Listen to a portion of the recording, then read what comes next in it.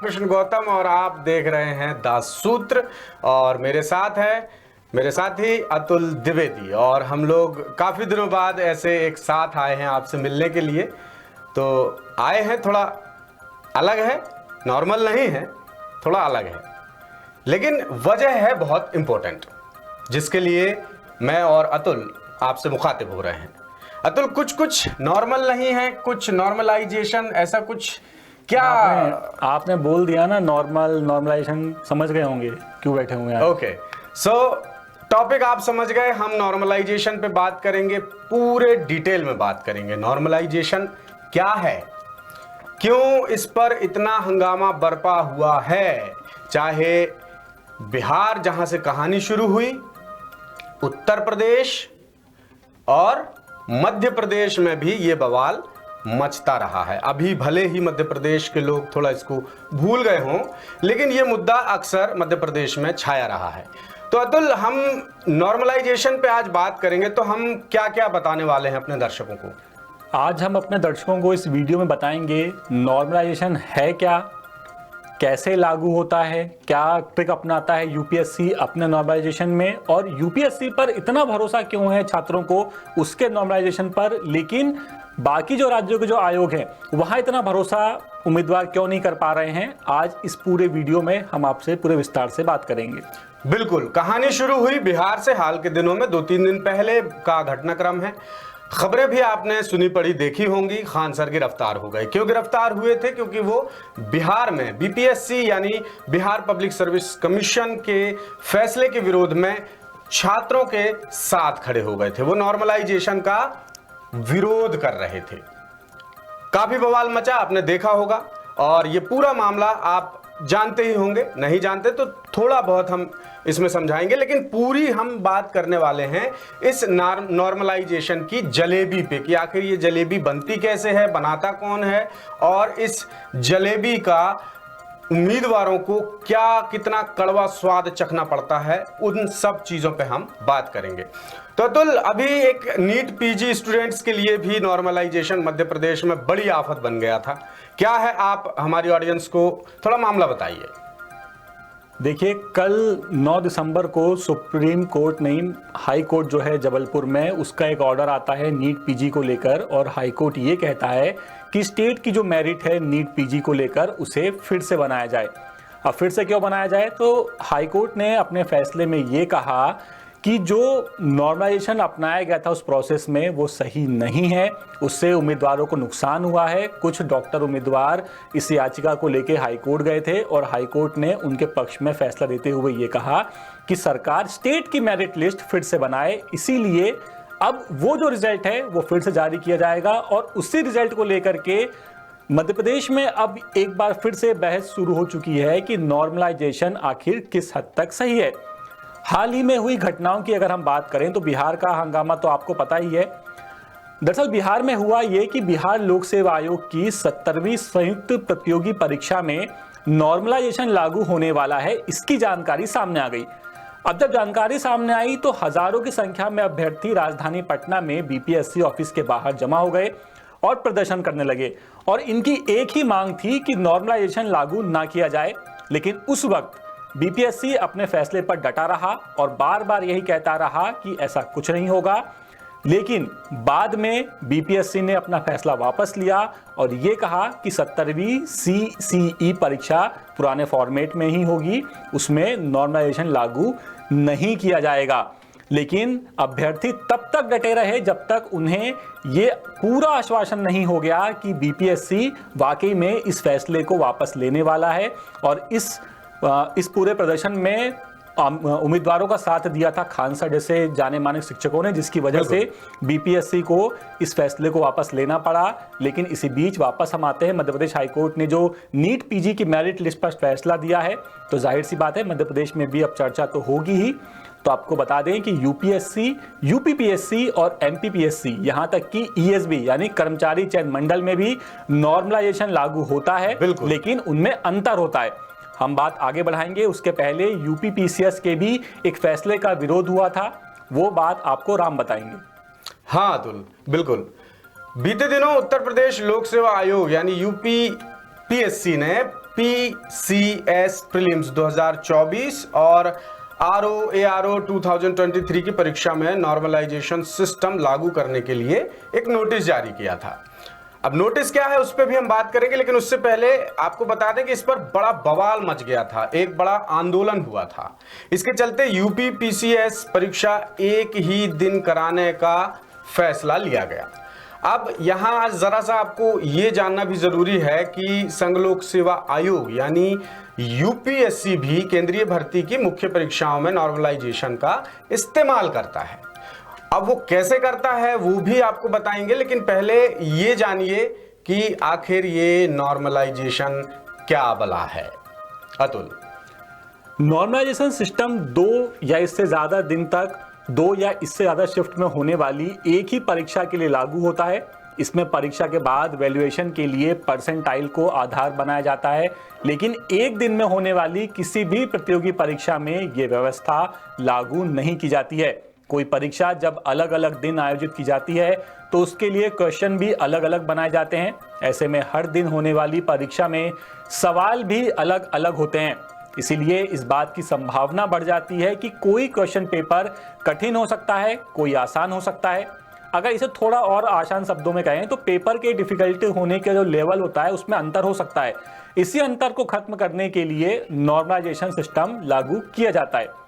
बात करें अगर ज्यादातर परीक्षाओं में परसेंटाइल स्कोर के आधार पर डिफिकल्टी के स्तर को एडजस्ट किया जाता है जिससे किसी छात्र के साथ अन्याय ना हो, ये तर्क दिया जाता है नॉर्मलाइजेशन के सपोर्ट में। तो अभी जो हमने आपको बताया कि नॉर्मलाइजेशन होता क्या है, अब जरा आप ये जानिए कि नॉर्मलाइजेशन लागू क्यों करना पड़ता है। राम बताइए। सिंपल है, ये बात पहले भी चली है, इसमें कोई बहुत ज्यादा रॉकेट साइंस जैसा कुछ मुद्दा नहीं है। जब अलग अलग दिन या अलग अलग शिफ्ट में परीक्षा कराने का फैसला लिया जाता है जहां अभ्यर्थियों की संख्या बहुत ज्यादा होती है, इसमें नॉर्मलाइजेशन लागू कर दिया जाता है। यानी मतलब ये हुआ कि जब किसी एक शिफ्ट में अभ्यर्थियों के कम अंक आए या सवालों के जवाब कम सवालों के जवाब अभ्यर्थियों ने दिए तो उस शिफ्ट के क्वेश्चन पेपर को कठिन माना जाएगा। अब देखिए, अब ये समझ में आने लायक बात है, लॉजिक है, इलॉजिक है, ये जो इससे दो चार होते हैं वो समझते होंगे। लेकिन अगर किसी दूसरी शिफ्ट में अभ्यर्थियों के ज़्यादा नंबर आए और उन्होंने सवालों के जवाब भी ज़्यादा दिए तो उस शिफ्ट के क्वेश्चन पेपर को आसान मान लिया जाएगा। ऐसे में नॉर्मलाइजेशन के तहत जो शिफ्ट वाले अभ्यर्थियों के नंबर के हिसाब से मुश्किल हो जाती है, अभ्यर्थियों के नंबर बढ़ा दिए जाते हैं।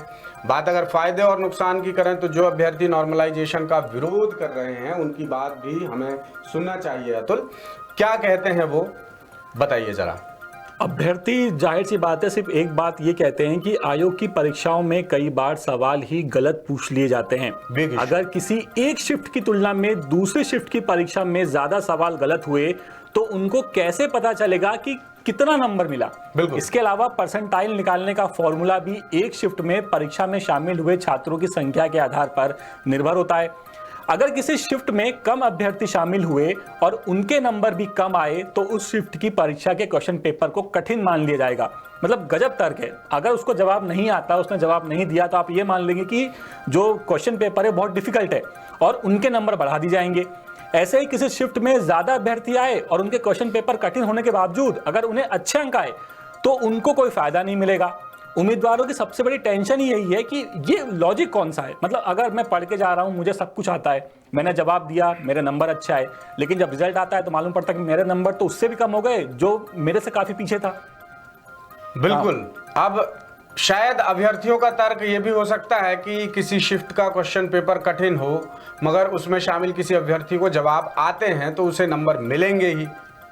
बताइए, बाकी जिन लोगों को कठिन सवालों के जवाब नहीं आते उनको भी नंबर मिल जाएंगे। यानी योग्यता का निर्धारण कैसे हो रहा है, यहां पर यह बड़ा सवाल उठता है। इसीलिए ये अभ्यर्थियों के लिए बहुत बड़ा टेंशन बन चुका है ये मामला। उनको डर सता रहा है कि इस व्यवस्था में क्या ऐसा भी संभव है कि किसी एक शिफ्ट में परीक्षा देने वाले किसी अभ्यर्थी को ज्यादा नंबर मिले हों और लेकिन नॉर्मलाइजेशन लागू होने से दूसरी शिफ्ट के अभ्यर्थियों के नंबर डिफिकल्ट क्वेश्चन पेपर के आधार पर बढ़ा दिए जाएंगे तो उसके नंबर भी कम हो सकते हैं।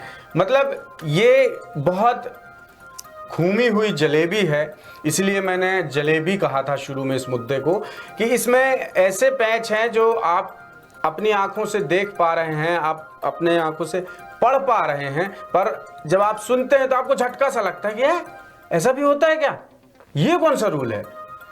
अब जो अभी हमने आपको पढ़ के सुनाया, आप खुद सोचिए कि इनमें क्या लॉजिक है। लेकिन ये लॉजिक नियम है, बीपीएससी के नियम है, यूपीपीएससी के नियम है, यानी कह सकते हैं सरकार का नियम है, ये सरकार नियम बता रही है। तो अतुल, ऐसे में नॉर्मलाइजेशन की क्या कोई ज़रूरत पड़ती है? नॉर्मलाइजेशन की ज़रूरत यही है कि अगर एक शिफ्ट में एग्जाम नहीं हो पा रहा है, बच्चों की संख्या बहुत ज़्यादा, मान लीजिए अब बिहार जैसा स्टेट जहाँ पर आबादी बहुत बड़ी आबादी है और वहाँ पर सबसे बड़ा जो जरिया है जॉब का वो सरकारी भर्तियाँ ही हैं, तो उसमें अगर किसी विभाग में 1000 वैकेंसी हैं, 2000 वैकेंसी हैं, 10,000 वैकेंसी हैं, तो जाहिर सी बात है उम्मीदवार भी ज़्यादा होंगे, और जब उम्मीदवार ज़्यादा होंगे, अगर लाखों में उम्मीदवार हैं तो उतने संसाधन नहीं है, यानी कहाँ एग्ज़ाम कराएंगे, स्कूलों में कराएंगे, कॉलेजों में कराएंगे, ऑफलाइन कराएंगे, ऑनलाइन कराएंगे, कैसे हो पाएगा। इसीलिए करना पड़ता है, शिफ्टों में एग्ज़ाम बांटना पड़ता है, आज एग्ज़ाम होगा, 2 दिन बाद होगा, 2 शिफ्ट में होगा, 3 शिफ्ट में होगा। इसीलिए फिर आता है बीच में नॉर्मलाइजेशन, और जिसके बाद में बहुत बड़ा बखेड़ा खड़ा होता है और सबको यही लगता है कि उसके साथ अन्याय हुआ है, क्योंकि उसके नंबर वहाँ पर तो ज़्यादा आ रहे थे, वो घर जाता है अपने नंबर टोटल करता है, वहाँ पर उसको लगता है कि मेरे नंबर 100 में से ज़्यादा 80 आ रहे हैं, 90 आ रहे हैं, लेकिन जब नॉर्मलाइजेशन होता है तो उसके नंबर गिर के वापस कम हो जाते हैं। अब आयोग क्या कहता है ये जानना भी जरूरी है, जानना ही चाहिए। आयोग का कहना यह है कि नॉर्मलाइजेशन की व्यवस्था देश के कई अलग अलग भर्ती निकायों में लागू की भी जा चुकी है। इसे लागू करने से पहले बहुत बड़ी एक्सपर्ट्स की टीम से इन्होंने बातचीत की थी और पूरी व्यवस्था की समीक्षा की थी, जैसा सरकारी जवाब होता है। इसके बाद परीक्षाओं के लिए नॉर्मलाइजेशन का सिस्टम अपनाया गया। यूपीपीएससी भी मुख्य परीक्षाएं अलग अलग दिन कराता है, इसके नतीजों में नॉर्मलाइजेशन का इस्तेमाल करता है। बहुत सारे पैच होते हैं इन परीक्षाओं के बीच में, जैसे मध्य प्रदेश के संदर्भ में मुझे इसी बीच अतुल 87-13% का फॉर्मूला याद आ गया। उसके भी नियम कुछ सुनकर झटका सा लगता है अतुल कि ये 87-13 का भूत क्या है, जिन्न है, क्या है, ये अभ्यर्थी परेशान रहते हैं। तो ये आप बताइए कि 87-13 का क्या फेर है, क्यों इतनी ज़्यादा मगजमारी मध्य प्रदेश में हो रही है 87-13 को लेकर? देखिए 87-13 का जो फेर है वो सीधा सिंपल है, जब तक ओबीसी आरक्षण का फैसला नहीं आएगा तब तक 87-13% फॉर्मूले से ही भर्तियां मध्य प्रदेश सरकार करेगी। रही बात नॉर्मलाइजेशन की और 87-13% फॉर्मूले की, तो नॉर्मलाइजेशन कोई ऐसा रूल नहीं है कि आपको करना ही करना है। आप चाहो तो आप हटा सकते हो, लेकिन 87-13 दिक्कत ये है कि गले की फांस है वो, बिल्कुल, क्योंकि अगर आप नहीं लागू करोगे तो रिजल्ट नहीं दे सकते, क्योंकि आप क्या रिजल्ट दोगे, 14% दोगे, 27% दोगे, 14 दोगे ओबीसी वर्ग फिर हाई कोर्ट जाएगा, सुप्रीम कोर्ट जाएगा, 27 दोगे तो जनरल कैटेगरी का कैंडिडेट हाई कोर्ट जाएगा, सुप्रीम कोर्ट जाएगा। तो दोनों में काफी अंतर है, लेकिन नॉर्मलाइजेशन का इस्तेमाल आप अपनी सुविधा के लिए करते हैं, क्योंकि आपके पास वो संसाधन नहीं है तो आपने वो एक सुविधा निकाल ली, लेकिन 87-13 आपने मजबूरी बना दी है और उसे खत्म करना सरकार के ही हाथ में है और किसी के नहीं। बिल्कुल। अब चलिए वापस चलते हैं यूपीएससी के नॉर्मलाइजेशन के इस्तेमाल करने के तरीके पर। तो यूपीएससी क्या करता है नॉर्मलाइजेशन के तहत? सभी अभ्यर्थियों के नंबर को इकट्ठा करता है और उसका औसत निकालता, आप सुनते जाइएगा। फिर हर अभ्यर्थी को मिले नंबर की सभी अभ्यर्थियों को मिले औसत नंबर से तुलना की जाती है। ये बड़ा गणितीय कैलकुलेशन है ये। इसके बाद हर अभ्यर्थी को मिले नंबरों को सभी अभ्यर्थियों के नंबरों के आधार पर, अंतर के आधार पर जो औसत निकाला जाता है उसके अंतर के आधार पर नॉर्मलाइज किया जाता है। यानी एक तरह से क्या कहेंगे अतुल, इसको हम कैसे 100 पॉइंट के स्केल में जो बदलाव करते हैं, क्या है ये? तो थोड़ा बहुत ज़्यादा टेक्निकल हो रहा है, तो आप थोड़ा गंभीरता से इस मुद्दे को समझाइए। सिंपल सी बात करें अगर, तो यूपीएससी का सिंपल सा फंडा है। सिंपल सा फंडा ये है कि जितने बच्चे एग्जाम में बैठे उनके कितने नंबर आए, आप उनका एवरेज निकाल लीजिए, उस एवरेज के परसेंटाइल के आधार पर सबको नंबर बांट दीजिए। सिंपल सा फॉर्मूला यूपीएससी अप्लाई करता है, लेकिन यही फंडा राज्यों में अप्लाई नहीं होता है। अगर आप ईएसबी का ही देखें, जहाँ पे जो नोटिफिकेशन आता है ईएसबी का, उसमें जो वो लोग जो अप्लाई करते हैं वो समझ के ही बाहर है कैसे अप्लाई करते हैं। उसमें भी सबसे बड़ी दिक्कत ये है कि वो किस शिफ्ट के एग्जाम को टफ मान लें, किस शिफ्ट के एग्जाम को सरल मान लें, ये तो जवाब ही नहीं देते। अगर मतलब अगर आप आरटीआई भी लगाएंगे जवाब मांगने के लिए उनसे, तो ये पता नहीं क्या वो नियम निकालेंगे कि आप परेशान हो जाएंगे, पर आपको पता नहीं चलेगा कि उन्होंने कौन सा फॉर्मूला लगाया, कैसे निकाला, कैसे नंबर बांटे। कई बार जब हम भी एग्जाम देते थे अपने टाइम पर, तो हमें भी लगता था कि यार मेरे नंबर तो वाकई बहुत ज़्यादा अच्छे आ रहे हैं, 100 में से 90 95 नंबर में ला रहा हूँ, क्वालिफाई कर जाऊँगा। लेकिन जब रिजल्ट आता था तब मालूम पड़ता था कि यार मैं 1 नंबर से रह गया, मैं आधे नंबर से रह गया। उस वक्त आप कुछ नहीं कर सकते, आपके हाथ सिर्फ खाली होते हैं उस वक्त। बिल्कुल सही। और इसीलिए अभ्यर्थियों के मन में शायद जितना भरोसा यूपीएससी को लेकर है, अभी भी है, उनका कहना है कि यूपीएससी काफ़ी हद तक शेड्यूल पर चलता है। और जितनी भर्राशाही राज्य के आयोगों में है, मध्य प्रदेश लोक सेवा आयोग एक जीता जागता उदाहरण है हम सभी के सामने। 10 सूत्र पर आप लगातार खबरें देख भी रहे हैं। गफलतों पर गफलतें होती जा रही हैं, बदइंतजामी, अव्यवस्था पसरी हुई है, छात्र उम्मीदवार परेशान हो रहे हैं। तो इतना बुरा हाल है, बीपीएससी ले लीजिए, यूपीपीएससी ले लीजिए, सभी आए, और ये ऑन रिकॉर्ड है, कोई मुंह जबानी बात नहीं है, ये सब चीजें ऑन रिकॉर्ड हैं। तो यूपीएससी कुछ हद तक काफी अपने शेड्यूल अच्छे से पूरे कर भी लेता है, लेकिन अभ्यर्थियों को अतुल, बीपीएससी हो या यूपीपीएससी हो या एमपीएससी हो या किसी भी राज्य के आयोग हैं, इन आयोगों पर भरोसा क्यों नहीं है अभ्यर्थियों को? देखिए, इसका जवाब वही है जो आपने बोला कि भरोसा कमाना पड़ता है। यूपीएससी ने भरोसा कमाया है। आप जब से यूपीएससी के एग्जाम शुरू हुए हैं तब से लेके आज तक का रिकॉर्ड उठाकर देख लीजिए यूपीएससी का, ना कोई पेपर लीक, ना कहीं कोई गड़बड़, टाइम पर शेड्यूल, टाइम पर रिजल्ट, हर चीज़ टाइम पर। मतलब अगर उसने लिख दिया कि एग्ज़ाम 7 तारीख को होगा तो एग्ज़ाम 7 तारीख को ही होगा। बिल्कुल। चाहे आप कोविड के टाइम याद कीजिए, कोविड के टाइम में जब सब कुछ बंद था, लेकिन यूपीएससी ने अपने कैलेंडर को फॉलो किया। वो आगे बढ़ा, कुछ महीने कुछ दिन उसने आगे बढ़ाए, लेकिन उसने उसको फॉलो किया। आज भी यूपीएससी का टाइम टेबल ईयरली चलता है। यूपीएससी की कोई भी परीक्षा अगर इस साल निकली है तो वो अगले साल तक नहीं जाएगी, भर्ती हो ही जाएगी साल खत्म होते होते। लेकिन मध्य प्रदेश लोक सेवा आयोग, अगर हम बात करें तो मध्य प्रदेश लोक सेवा आयोग ने ये भरोसा कभी कमाया ही नहीं उम्मीदवारों की तरफ से। मध्य प्रदेश लोक सेवा आयोग का आप देख लीजिए 2019 के बाद से 19, 20, 21, 22, 23, 24 चल रहा है, खत्म होने वाला है, लेकिन अभी भी 2025 का नोटिफिकेशन नहीं आया है। अभ्यर्थियों को यही नहीं पता है कि कितनी पोस्ट आएंगी, किस विभाग में कितने पद खाली पड़े हुए हैं, कुछ नहीं मालूम है। तो ऐसे में अगर उन पर भरोसा किया जाए तो कैसे किया जाए? देखिए, मैंने पहले ही कहा कि ये पूरा जो है मैथमेटिक्स कैलकुलेशन है, दिमाग की आपकी कोशिकाएं उलझ जाएंगी। मुद्दे की बात करते हैं, और मुद्दे की बात यह है, क्या अतुल इसका कोई सॉल्यूशन है? सॉल्यूशन तो देखिए एक ही है। अगर आपको नॉर्मलाइजेशन नहीं चाहिए अपने एग्ज़ाम में, तो बस यही दुआ कीजिए कि एक ही शिफ्ट में एक ही दिन सारे एग्ज़ाम हो जाएं, जो कि होना शायद बहुत मुश्किल है, क्योंकि इतने संसाधन, इतने कॉलेज, यूनिवर्सिटी, स्कूल आप कहाँ से लाएंगे? वहाँ पे आपको नेट चाहिए, वहाँ पे आपको कैमरा चाहिए, बेंचेस चाहिए बच्चों के बैठने के लिए, इतना स्टाफ होना चाहिए जहाँ पे ड्यूटी करे। बहुत मुश्किल है। इसीलिए नॉर्मलाइजेशन शायद अभी तो ख़त्म नहीं हो सकता, किसी भी उसमें नहीं हो सकता, और जहाँ लागू नहीं है शायद वहाँ आज लागू ना हो, कल लागू कर दें। लेकिन अगर लागू करते हैं तो हो सकता है कुछ नया तरीका निकालें लागू करने का, ताकि छात्रों के मन में ये भरोसा जागे कि अगर नॉर्मलाइजेशन किया जा रहा है तो उनके साथ गलत नहीं हो रहा है, उनके साथ जो उनके नंबर आ रहे हैं वो नंबर सही हैं। अगर ये भरोसा आप दे सकते हैं तो बिल्कुल स्वागत है। बिल्कुल।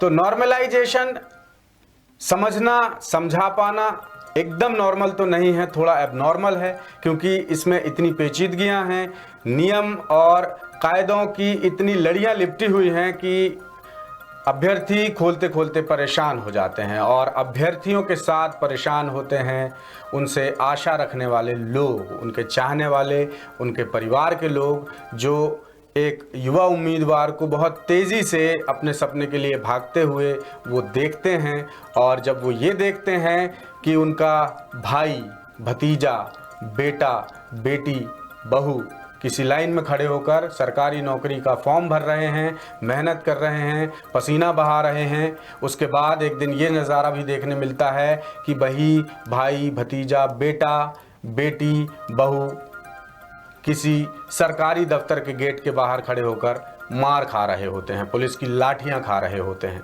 तो ये नज़ारा बड़ा दुखी करने वाला होता है अतुल।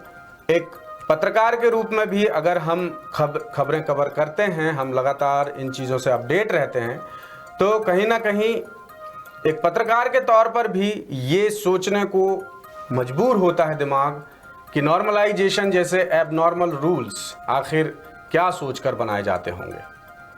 हम भी जब बात करते हैं अपने स्टूडियो में तो कई बार हम बोलते हैं कि क्या सिस्टम हो गया है, एग्ज़ाम टाइम पर नहीं होते, वैकेंसी टाइम पर नहीं आती, रिजल्ट टाइम पर नहीं आता, ज्वाइनिंग टाइम पर नहीं होती। मामला बहुत पेचीदा है। आप एक परत उखाड़ने जाएंगे, दूसरी आएगी, दूसरी उखाड़ने आएंगे, तीसरी आएगी, ख़त्म नहीं होने वाला है। बस हो ये सकता है कि अगर किस्मत आपकी अच्छी है तो हो सकता है आपकी भर्ती टाइम पे हो जाए, टाइम पे रिजल्ट आ जाए, टाइम पे आपकी ज्वाइनिंग हो जाए। पर ट्राई करना मत छोड़िए, सरकार को जगाइए। 10 सूत्र अक्सर कहता है कि आप महज एक दिन के वोटर नहीं बल्कि 365 दिन के जागरूक नागरिक बनिए, बल्कि आजीवन के जागरूक नागरिक बनिए। ये 10 सूत्र अक्सर आपसे गुजारिश करता है। आवाज़ उठाइए अपने हक की और 10 सूत्र के साथ बने रहिए। और जाने से पहले अतुल एक गुड न्यूज़ भी सुना देते हैं। 1 लाख पदों पर भर्तियां आज से शुरू हो चुकी हैं। आज यानी जिस तारीख को हम 10 दिसंबर को बैठे हुए हैं, उस तारीख में भर्तियां शुरू हो गई हैं और तकरीबन 55,000 से ज़्यादा पदों पर सरकारी विभागों ने भर्तियों की जानकारी सरकार के पास भेज दी है। विभागों के बीच आदान प्रदान हो गया है और ऊर्जा विभाग में आज से 2,500 से ज़्यादा पदों की भर्ती के साथ इस 1 लाख के फहरिस्त की शुरुआत हो गई है। लेकिन वो भी उसमें भी नॉर्मलाइजेशन अगर मामले को ना फंसा दे और मामला हाई कोर्ट या सुप्रीम कोर्ट ना जाए, बस यही उम्मीद कीजिएगा, यही प्रार्थना कीजिएगा। हम भी यही प्रार्थना करेंगे। और अगर कुछ मामला फंसता है तो 10 सूत्र आप तक हर खबर समय पर और बिल्कुल सटीक लेकर के ज़रूर आएगा। तब तक के लिए बने रहिए हमारे साथ। विजिट कीजिए हमारी वेबसाइट www.10सूत्र.com। लेटेस्ट, इन्वेस्टिगेटिव और इन डेप्थ खबरें देखने के लिए ज्वाइन कीजिए 10 सूत्र का व्हाट्सएप चैनल, सब्सक्राइब कीजिए यूट्यूब चैनल, लाइक कीजिए फेसबुक पेज और पढ़ते रहिए वेबसाइट www.10सूत्र.com।